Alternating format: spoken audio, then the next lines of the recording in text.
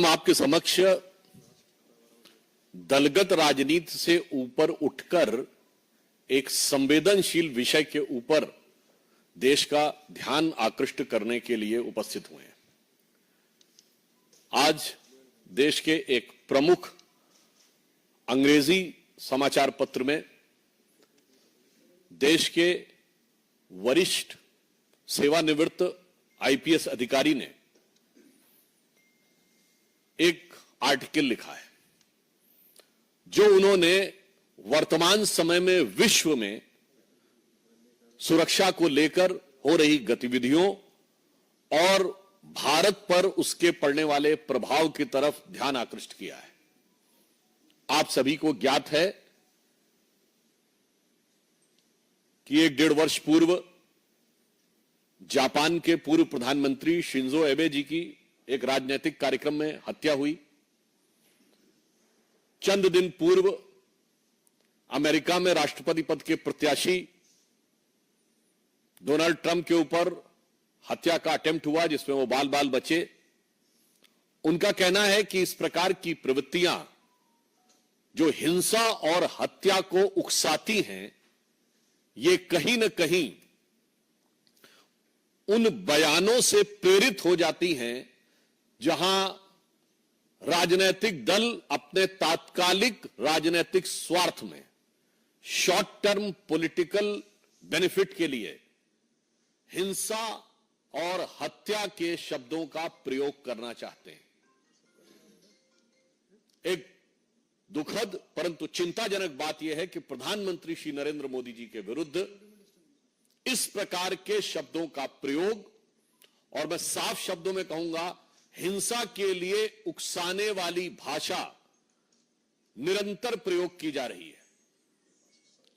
अभी आपको ध्यान हो, कांग्रेस के नेता प्रतिपक्ष राहुल गांधी जी ने चुनाव प्रचार के दौरान पिछले वर्ष कई बार अपमानजनक शैली में मोदी जी के लिए मारना, डंडे मारना इत्यादि शब्दों का प्रयोग किया। यहां तक उन्होंने बोला कि अगर काफिले पे कुछ फेंका गया तो कुछ और फेंका जा सकता है, यानी फेंका जाना डर के समाप्त होने का प्रतीक है। इसका मतलब कि किसी भी नेता के काफिले के ऊपर कुछ भी होना चाहिए। याद करिए कि जिस समय प्रधानमंत्री जी पंजाब के दौरे पे गए थे 2021 में, जिस ढंग से उनके सुरक्षा घेरे को तोड़कर उनकी सुरक्षा के लिए एक बहुत खतरनाक स्थिति का निर्माण किया गया था। और इतना ही नहीं है, हम बहुत साफ शब्दों में कहना चाहेंगे कि मौत और हिंसा जैसे शब्दों का प्रयोग बयानों में नहीं होना चाहिए।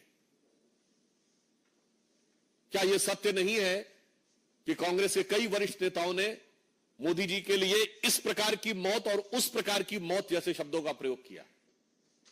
छुटभैये नेता नहीं थे, कांग्रेस के पूर्व केंद्रीय मंत्री जैसे लोग थे। क्या कब्र खुदेगी, मर जा जैसे शब्दों का प्रयोग किया गया, सर फोड़ देंगे ऐसे शब्दों का प्रयोग किया गया। और यह बात सिर्फ आज की नहीं है, यह विगत लंबे समय से चली आ रही है। मोदी जी के लिए जिन लोगों ने बोटी बोटी काटने जैसे शब्दों का प्रयोग किया, वो दूसरी पार्टी से लाकर आज कांग्रेस पार्टी के सांसद बन चुके हैं। और मैं ये भी बात दुख के साथ और गंभीरता के साथ कहना चाहूंगा, किसी नेता के लिए मौत के शब्द का प्रयोग सबसे पहले 2007 में सोनिया गांधी जी ने मौत के सौदागर शब्द के रूप में किया था। हमने कभी जब आपातकाल में संविधान की हत्या हो गई थी तब भी कभी श्रीमती इंदिरा गांधी जी की मौत की कामना या मौत जैसे शब्द का प्रयोग नहीं किया था। और मैं यह भी बताना चाहता हूं कि यह राजनीति राष्ट्रीय सुरक्षा के खिलवाड़ के साथ बहुत लंबे समय से होती आ रही है। मैं आप सबका ध्यान यह भी आकृष्ट करना चाहूंगा कि जब कांग्रेस सत्ता में थी तो भारत के ही नहीं दुनिया की इन्वेस्टिगेटिव हिस्ट्री का एक विचित्र उदाहरण है इशरत जहां केस, जहां उस समय तत्कालीन सरकार की दो एजेंसीज, इंटेलिजेंस ब्यूरो और सीबीआई, दोनों ने कहा कि इशरत जहां टेररिस्ट है। जैसे ही पता चला कि उसका निशाना तत्कालीन गुजरात के मुख्यमंत्री और आज के हमारे प्रधानमंत्री श्री नरेंद्र मोदी जी थे, अचानक सीबीआई ने अपना हलफनामा बदल दिया और कहा टेररिस्ट नहीं है, वो तो मासूम है। भारत के इतिहास में कभी without any reason U turn लेने का कोई उदाहरण नहीं मौजूद था। और आप सबको ध्यान होगा कि जब हमारी सरकार आई और इशरत जहां मामले की फाइल तलब की गई तो पता चला फाइल गायब, और संबंधित अधिकारियों के बयान है कि उन लोगों ने फाइल के ऊपर ऐसा कुछ नहीं लिखा था, केवल तत्कालीन गृह मंत्री ने, चिदंबरम साहब ने अपने आप वो नोट चेंज किया था। ये इंपॉर्टेंट नहीं है। उससे बड़ी बात यह है कि सीबीआई ने अपना स्टैंड चेंज कर दिया था, मगर आईबी ने स्टैंड चेंज नहीं किया था। यानी आईबी पहले भी मान रही थी कि इशरत जहां टेररिस्ट है और बाद में भी मान रही थी इशरत जहां टेररिस्ट है। सीबीआई पहले मान रही थी टेररिस्ट है, मगर बाद में कहने लगी नहीं है। अर्थात दुनिया के इतिहास का इकलौता उदाहरण जहां एक ही सरकार की दो एजेंसीज एक दूसरे के खिलाफ खड़ी हैं। एक एजेंसी कह रही है कि टेररिस्ट है अमुक व्यक्ति, एक करे नहीं। क्यों? चूंकि प्रधानमंत्री श्री नरेंद्र मोदी जी की हत्या के इरादे से जाते हुए किसी टेररिस्ट को बचाव देने के लिए, कवर फायर देने के लिए किस सीमा तक जाया जा सकता है, ये उसका दुखद उदाहरण है। आप सबको याद हो 24 अक्टूबर 2013 को पटना की रैली में सीरियल ब्लास्ट हुए। कांग्रेस की केंद्र में सरकार थी। मैं पूछना चाहता हूं क्या सुरक्षा व्यवस्था थी? नरेंद्र मोदी जी को Z+ सिक्योरिटी थी, और उसी सभा में हमारे तत्कालीन राष्ट्रीय अध्यक्ष और वर्तमान रक्षा मंत्री राजनाथ सिंह जी भी थे, उनके पास भी Z+ सिक्योरिटी थी सेंट्रल गवर्नमेंट की। दो नेता जिनके पास Z+ सिक्योरिटी हो सेंट्रल गवर्नमेंट की, और उसके लिए केंद्रीय सरकार ने क्या व्यवस्था की थी? इसलिए सुरक्षा और नेताओं की जान की कीमत पर राजनीति होनी चाहिए। इसके उलट हम बताते हैं, राहुल गांधी जी की यात्रा निकली, उनके पास भी Z+ सिक्योरिटी है। कश्मीर में आप सब ने देखा कि कितने मधुर मनोभावों के साथ भैया और बहन बर्फ के गोलों के साथ खेल रहे थे उस संवेदनशील जगह पे। केंद्र सरकार ने व्यवस्था सुनिश्चित की। मणिपुर जैसी जगह पे जहां इतना संवेदनशील है, उनकी यात्रा निकली और पूरा रूट सैनिटाइज करना और सारी व्यवस्था सुनिश्चित की गई।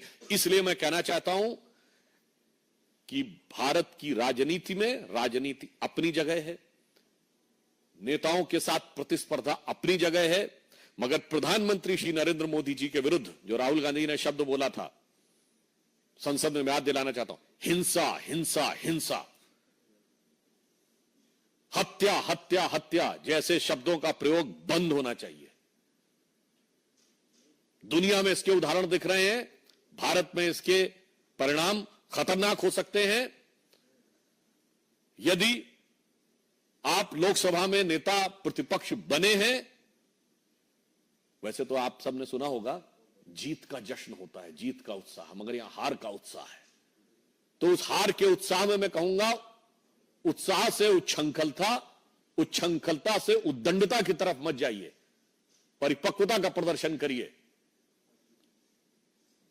इसलिए मैं पुनः जहां से मैंने प्रारंभ किया था वहीं पे सभी राजनीतिक दलों से आग्रह करता हूं कि हिंसा और हत्या जैसे शब्दों का प्रयोग, किसी के प्रति आक्रमण, मारना, पीटना, कब्र खुदेगी जैसे शब्दों का प्रयोग बंद होना चाहिए।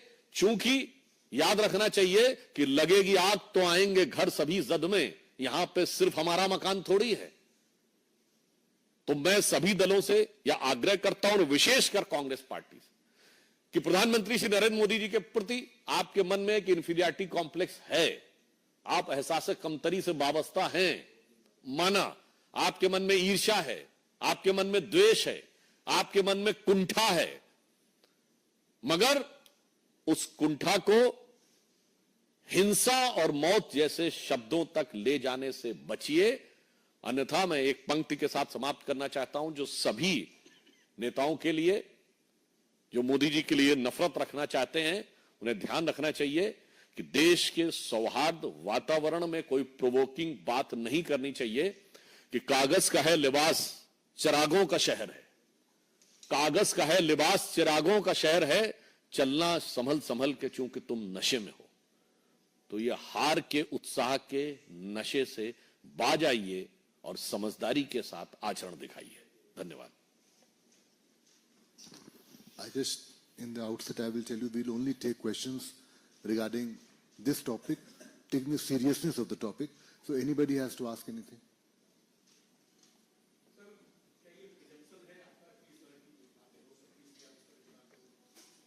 आप प्रिजम्पशन का विषय यह है कि जब आप इस प्रकार का वातावरण बोलते हैं, मैं पूछना चाहता हूं कि नफरत की दुकान में कौन कौन से जहर बुझे सामान है? ये मोहब्बत की दुकान में ही हत्या और हिंसा शब्द आ रहे हैं, आधा दर्जन हत्या रिलेटेड वर्ड हैं। इसलिए हम ये कहना चाहते हैं कि इस गंभीरता को समझें, और अगर कोई नेता इसको नहीं समझ रहा तो मैं समझता हूं कि वो भारत की राजनीति में नेतृत्व करने के योग्य नहीं है। रविंद्र भाई,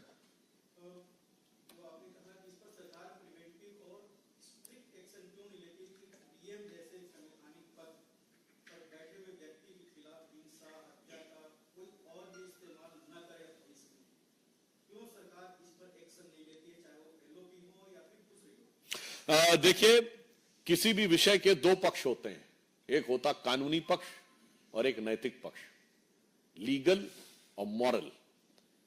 हम यह कहना चाहते हैं लीगल स्टेप्स कितने भी आप ले लीजिए, मगर समाज में जो व्यवस्था चलती है वो मॉरल पैराडाइम के बेस के ऊपर चलती है। इसलिए राजनीतिक दलों का उत्तरदायित्व नैतिक आधार पर जवाब देना है। और विशेषकर ये तो जब आप बताते हैं कि इस देश में तो ऐसी घटनाएं पहले कई बार हो चुकी हैं, और वो लोग जब ये बात कहते हैं तो मुझे लगता है छोटी राजनीतिक स्वार्थ के लिए हिंसा को बढ़ावा देने वाली बातें मत करिए। हमास के समर्थन में रैली से लेके और बयानबाजी से लेके मैं एक वाक्य में कहना चाहूंगा, अभी तक आप अलगाववादियों और आतंकवादियों का समर्थन करते हुए नजर आते थे, अब अलगाववादियों और आतंकवादियों की भाषा प्रयोग करते नजर आ रहे हैं। तो बस आप समझ सकते हैं कि अगर कोई अलगाववादियों और आतंकवादियों की भाषा प्रयोग करने लगेगा तो देश के लिए कितना चुनौतीपूर्ण और खतरनाक है, इसके लिए हम आगाह करना चाहते हैं। सुधांशु जी, समाजवादी पार्टी के मुखिया और पूर्व मुख्यमंत्री अखिलेश यादव ने एक मानसून ऑफर दिया है और उन्होंने कहा कि 100 लाओ और सरकार बनाओ। जो यूपी में बीजेपी में चल रहा है उसको ध्यान में रखते हुए ऐसा ऑफर यानी कि जिसके लिए मैंने ट्वीट किया है वो लोग समझ रहे हैं इसके लिए किया है। वैसे हमारा विषय इस समय इसी विषय पे, फिर भी मैं आपको उत्तर दे देता हूं। मैं उनसे कहना चाहूंगा 100 लाओ नहीं, पहले अपना मूलधन बचाओ। जिस वोट बैंक के चक्कर में 2 लड़के साथ आए थे, अब एक लड़का बड़का हो गया है, वो लोकसभा में नेता प्रतिपक्ष हो गया है। अपना वोट बैंक बचाओ, बाद में आकर यहां ज्ञान बखारो। Thank you.